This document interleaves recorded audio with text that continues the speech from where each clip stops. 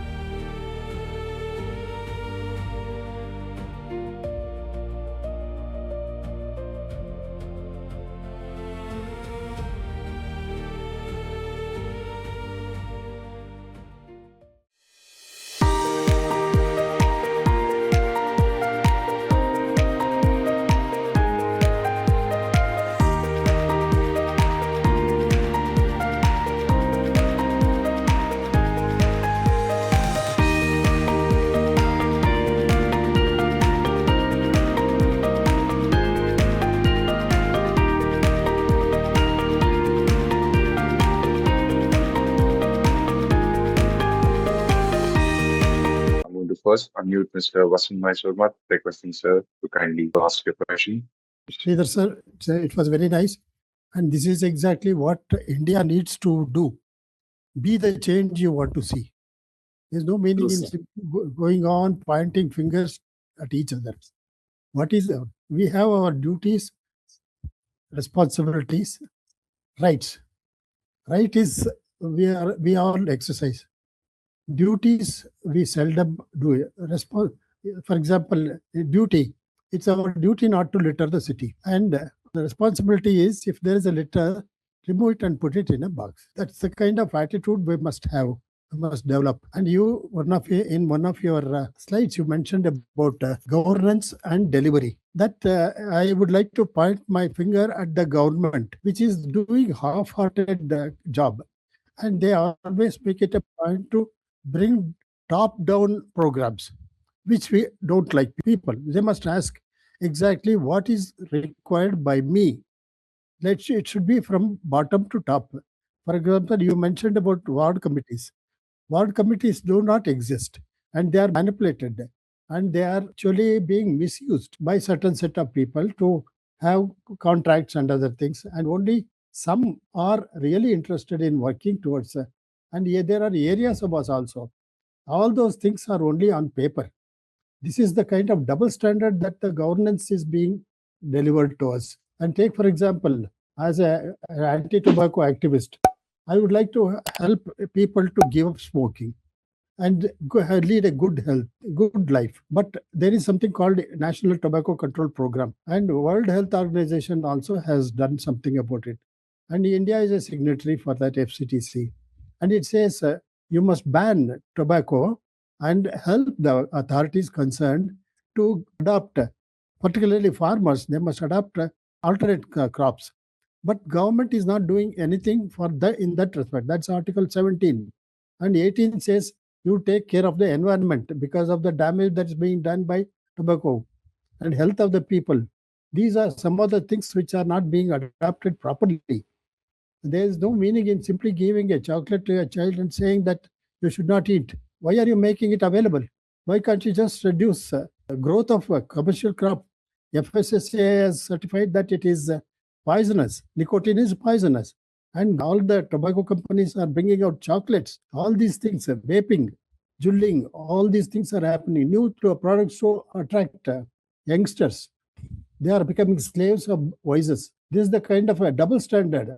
That's why there should be proper governance. For example, bad roads. If I don't wear a helmet, you fine me. If I don't have a license, you fine me. And why are you not fining the government for not bad roads? Am I entitled to it? Can I charge government with culpable homicide not amounting to murder by supplying tobacco products to people, knowing fully well that it gives you every 8 seconds a person is dying due to NCDs. So this is my question: why we should not ask government to behave itself properly? There is no meaning in simply saying you have got constitutional rights, but you must also literally give it to us. Give good governance and then talk. If we do something wrong, you punish us. But when you yourself is a bad governance government, then whom should I go and ask? Please, sorry, thank you for your observations on these.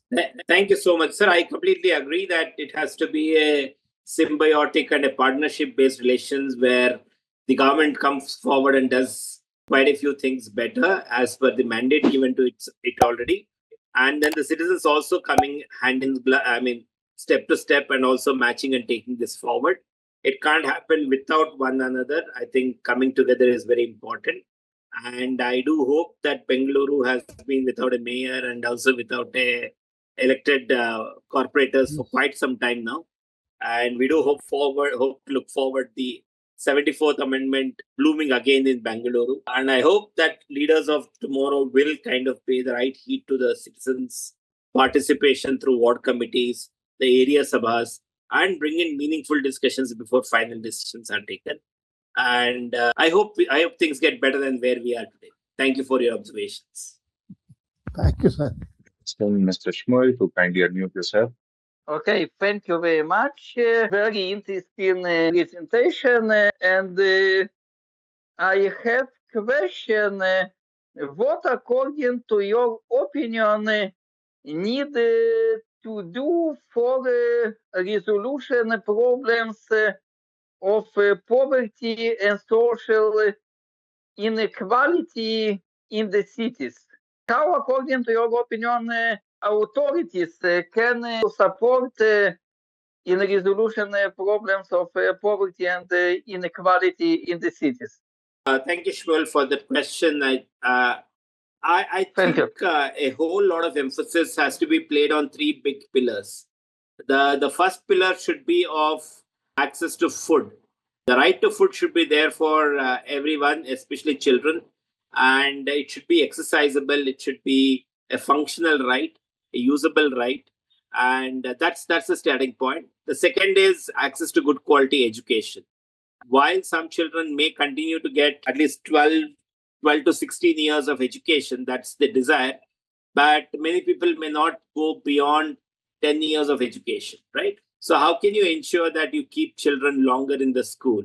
How do they learn enough skills as well as life skills while they are at school? So improving the quality of education, that becomes very important. And we at 1 Billion Lives Foundation have partnered with the Anikal administration to improve the quality of education in the government schools. We support 110 schools today where we are able to give supplemental teachers where teachers are not sufficient in the government school, right? So I think those kind of supplemental partnerships, if we can enable and work on education, nutrition, food, as well as making it healthcare accessible, and finally skills and employment, opportunities being increased. I think these four things can make a huge generational lift, where your ability to reach further is not taken aback because of where you were born or to whom you were born, right? So I think that opportunities being equally accessible by all can come through better focus on nutrition, education, and everything else, right? I hope I've been able to answer your question, Shmuel. Thank you very much. Thank you. Kindly unmute yourself. Hello, sir. Thank you for such an enlightening talk. It gives, it brings things into focus for me, as a citizen. Sir, I only have one big problem. I stay in Mumbai, And we don't know who is taking these decisions of building the roads. We don't know who is taking these decisions of cutting down the trees. We don't know who gave them the right to cut the wetlands, who have given them the right to sort of put protected area into open again.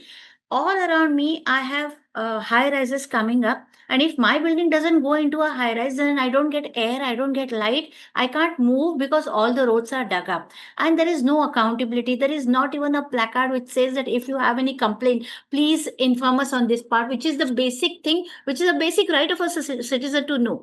Where do I go to complain, or forget about the complaint? If I have any questions, where do I go to question them? That is my main question. Secondly, you dig up a road, you have a parallel road from which you travel. In 2 days' time, they dig up the parallel road also. So you are actually caught up, and this wastes the time, wastes the quality of your life, and the air is not worth breathing in. So my question here is that where is the accountability? First of all, who gives them the right to decide how our environment is going to go about without consulting us? Who allows them to cut trees? What's happened in Bangalore is terrible. I mean, who gave them this right to do it? And now they are cutting down coastal wetlands, and Mumbai is protected by them. We are going to have tsunamis if we cut down the wetlands.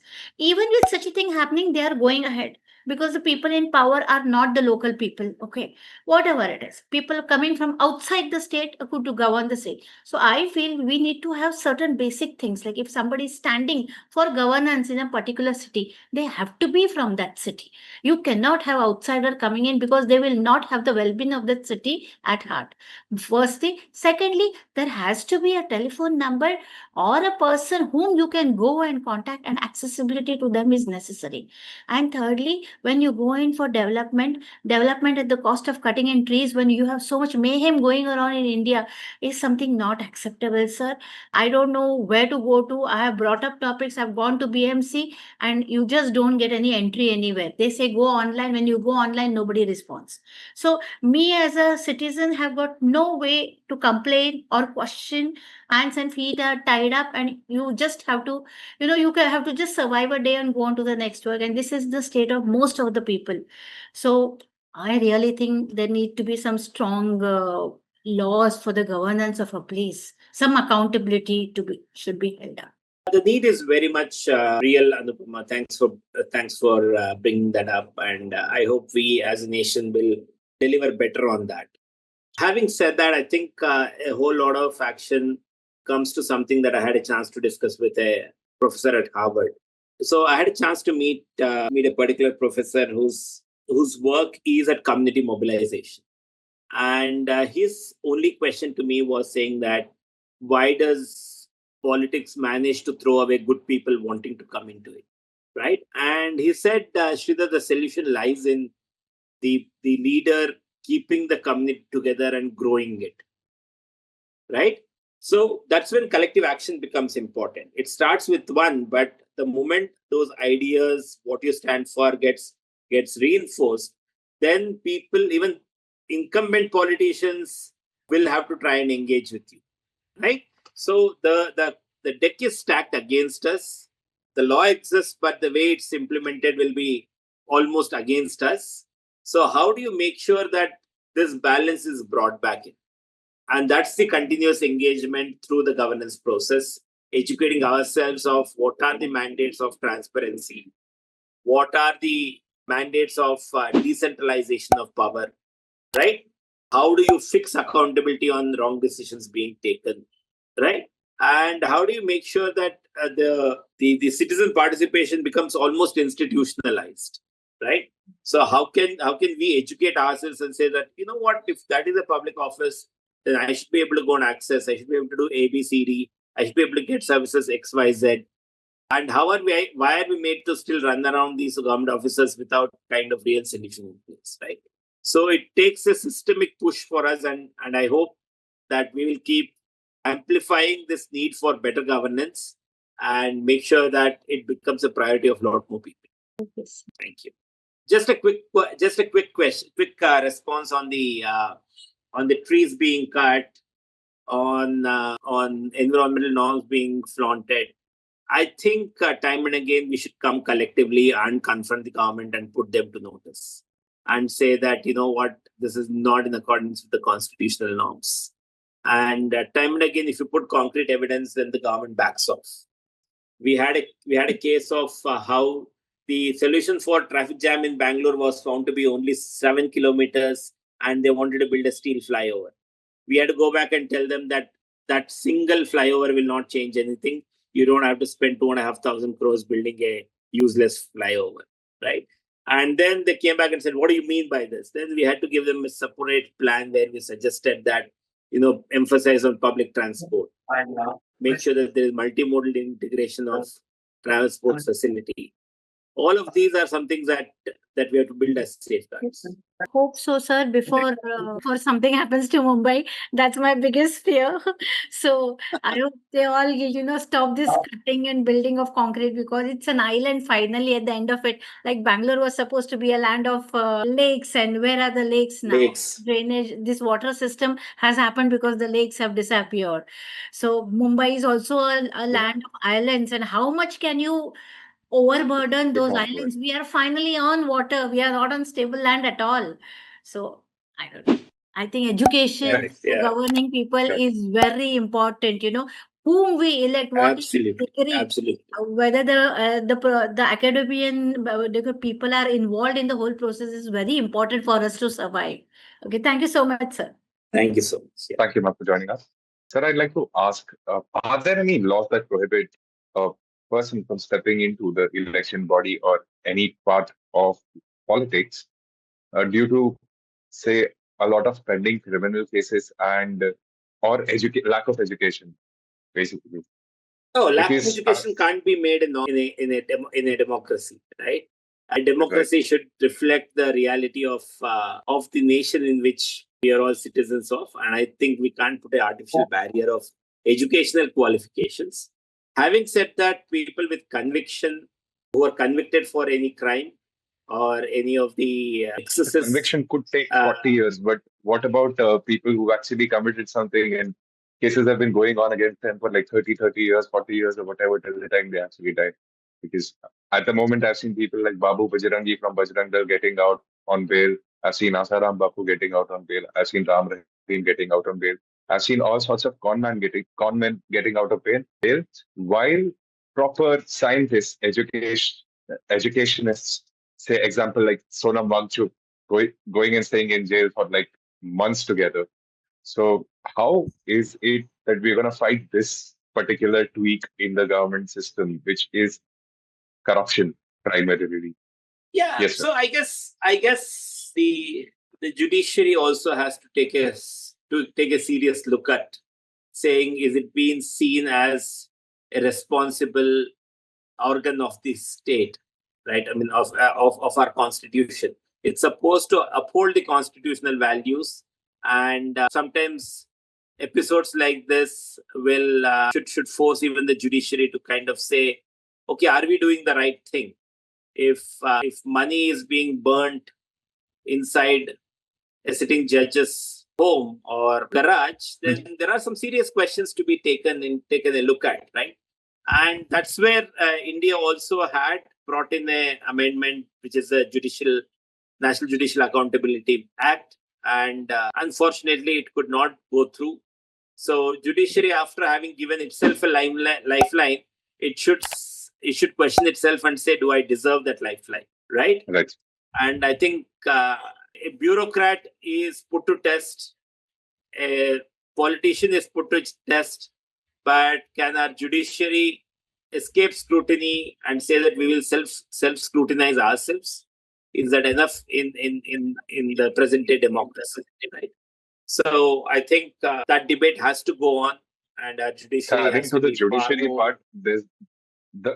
judiciary part, the guy who did the assassination of Rajiv Khan has now been an advocate, and he's been posted in Puducherry and area Vilupuram, Puducherry, part of close to Tamil Nadu, where BJP doesn't have a stronghold at all. Kiran Bedi, yes, was there as the governor for a couple of years, and while that was being there, it sort of breached into certain parts like Auroville, which is actually in Tamil Nadu, which is PMK ruled state.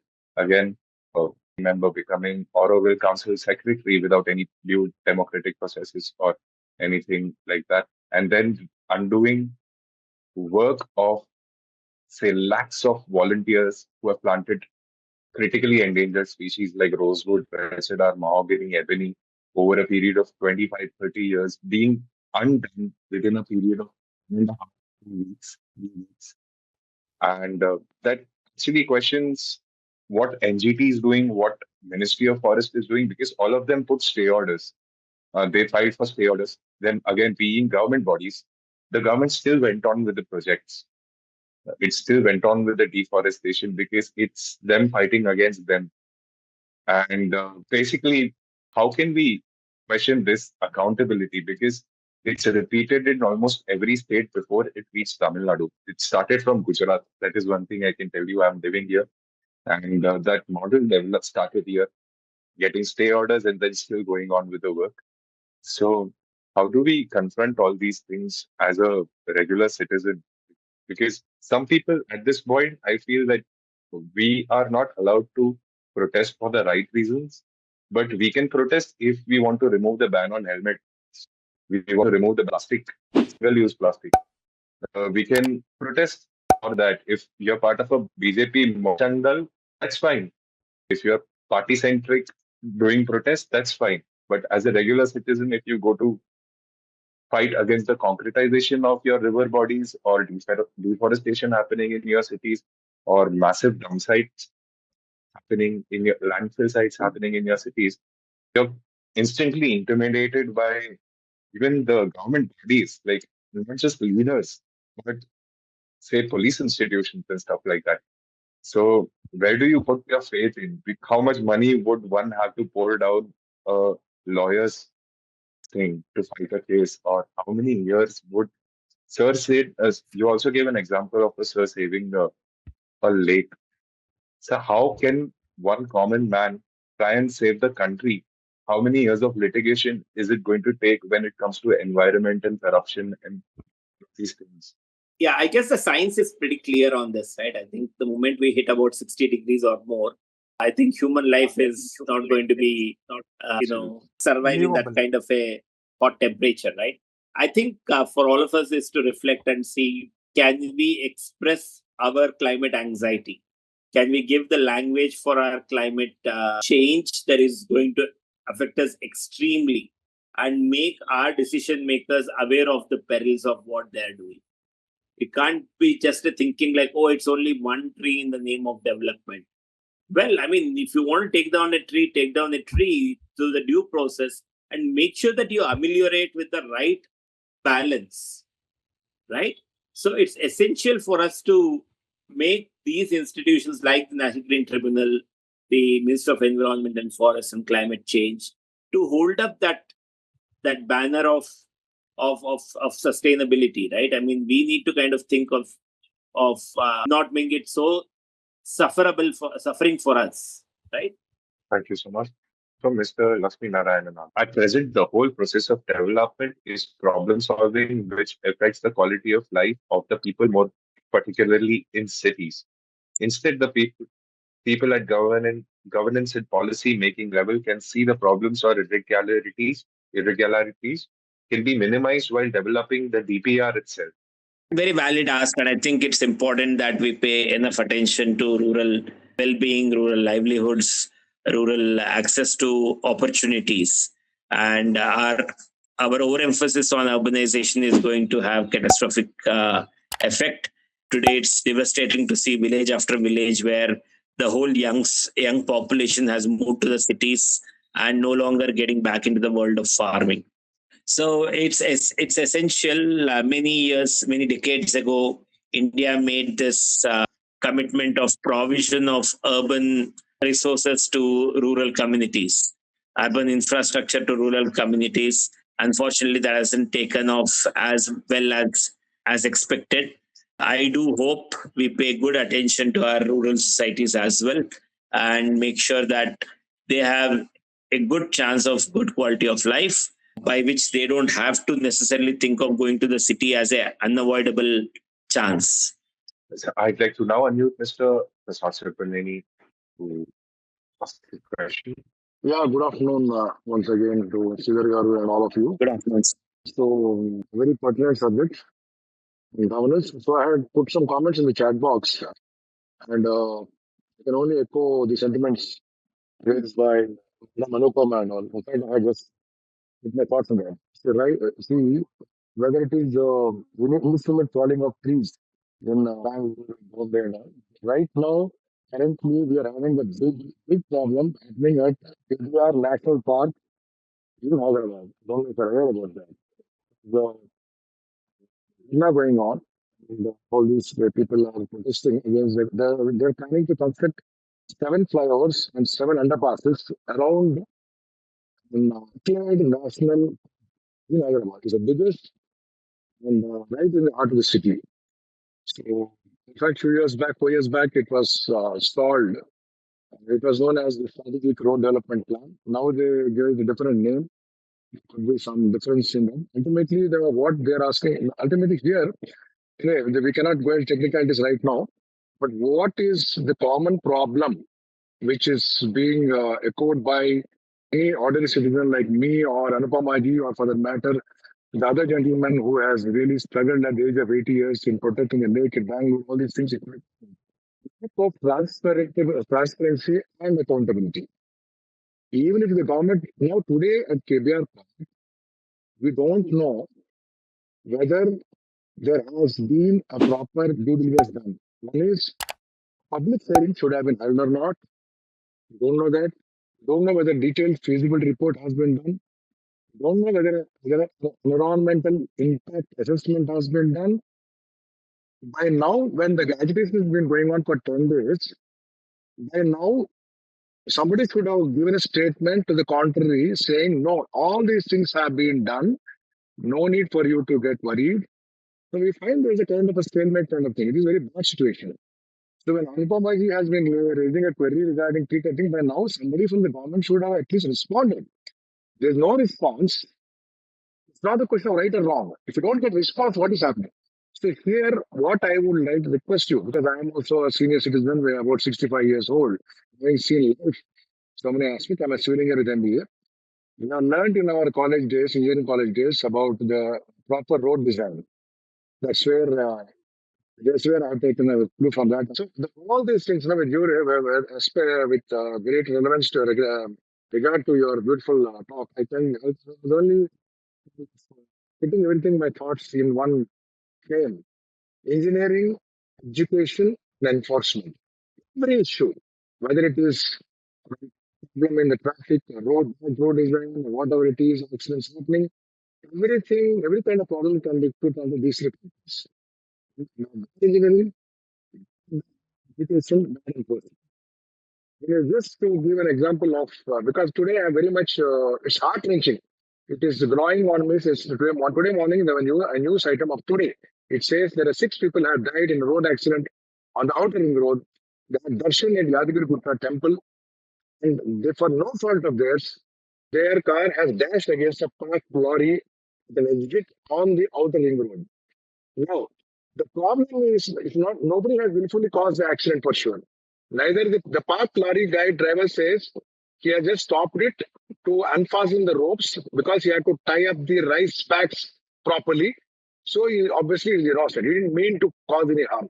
But what was his mistake? He has parked the lorry at the wrong point, at the exit point. What is wrong with the driver? He must have been dozed off. We don't know. He has dashed against a parked lorry. So here, what I would like to request everybody, including you as a part of think tank, is this conventional method of giving driving license. I'm trying to give an example. What is it we can give? I'm just taking you one example. I want to get into too many things. Simply giving a driving license, a test karo, say I have understood the science, is not sufficient. We have to ask these drivers, whether literate or uneducated, whatever they may be, we have to go a little beyond that. We have to stretch our imagination. We have to retailer and recustomize all these tests also. Whether they have really understood what would you do in a given situation. This kind of the testing has to be much more elaborate. We have to retune, reorient, and all these things. It's not enough. That's why I mentioned there in the chat box we have to review, and we have to rethink, we have to read up the whole system itself, sir. What is my request to you is, like, for example, in Hyderabad, we have got a center for good governance. It sounds beautiful. It's self-explanatory. When you say center for good governance. So you are expert in good governance. What I'm saying is, for all these kind of grave situations, why can't we all raise our voices together? You from Bangalore, people from Bombay, people in Hyderabad. There's again, you got an NGO called a Forum for Good Governance. There's a government body called the Center for Good Governance. All of you should come together periodically and raise your concern, raise your voices. Suppose stay has been obtained in a particular tree cutting case in Bangalore. Please help us. Hyderabad. Let us connect online if possible and give ideas to us. Right now, it's happening. It's happening at KBR Park. At Kanchakachamoli, I think Sridhar, that day we talked to him, he called me up and asked me. I was out there physically at Kanchakachamoli, University of Hyderabad, and Supreme Court has intervened. Otherwise, you could just imagine, and otherwise you would have gone. Now that's over. Now they have started this episode here. Why should matters go to that level? It is not possible for citizens like Anupama or me to. Much more has to be done, sir. There has to be a collective voice. All the think tanks have to come together, and then only the policies have to be revised. This is my request to you. That's it. Thank you for. Yeah, I agree, Mr. Prasad. I think one solace that I found in the journey of understanding public policy over the last decade and a half has been about how committed are we to the world of good governance. I remember listening to a young Singaporean mid-level bureaucrat, and she mentioning that very candidly, that for us, there is no difference between policy design, policy implementation. It's all one and the same. It's only in India that we come back and use the phrase which says, oh, the policies are great, but the implementation is bad, which means that you haven't really thought through your policy, right? So that's where it all stems, where we are not able to put our thoughts together and say, what is right, what is wrong, and what are the parameters of taking a decision, and then make it enforceable across the scale, across the hierarchy. And I think that's the challenge that India faces. And more cross-pollination, like how WishwaTalks have done today, where we can share this knowledge and wisdom of making things work, should be more robust. And I do hope that this intercity or across the nation coalition forms together and works on aligning the climate actions. Thank you.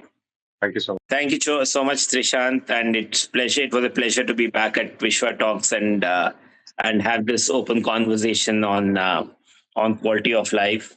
It's important that we focus on this over the next 2-3 decades if we want to have the demographic dividend and climate change, both of them not to hit us worse than it can be. And I think that the solutions for both these lie in our collective ability to maneuver forward. And I do appreciate all the engagement, the questions, and the comments made. And I look forward to being in touch with everyone. Thank you so much for inviting me.